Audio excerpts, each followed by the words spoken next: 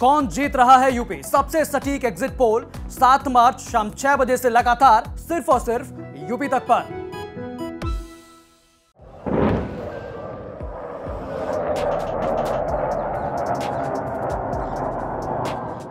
दतिया के जंगल में धमाकों की आवाज सुन स्थानीय लोगों में दहशत फैल गई। इन धमाकों से निकला धुआं काफी दूर से देखा जा सकता था।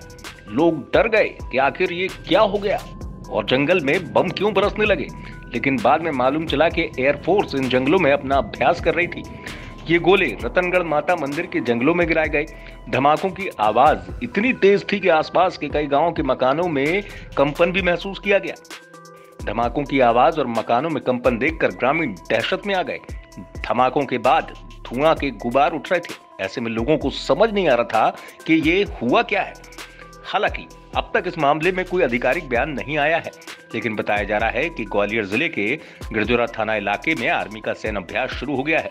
इसी सैन्य अभ्यास के तहत दतिया के जंगलों में सेना की तरफ से गोले गिराए गए।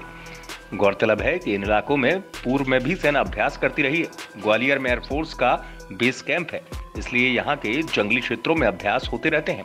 चंबल के इलाके में कई बार अभ्यास के दौरान फाइटर प्लेन और हेलीकॉप्टर भी क्रैश हुए हैं, लेकिन एयरफोर्स के इन अभ्यासों के बारे में स्थानीय लोगों को कोई जानकारी नहीं होती है, जिसकी वजह से जब भी एयरफोर्स अपना अभ्यास करती है लोग दहशत में आ जाते हैं। दतिया से अशोक शर्मा की रिपोर्ट, एमपी तक।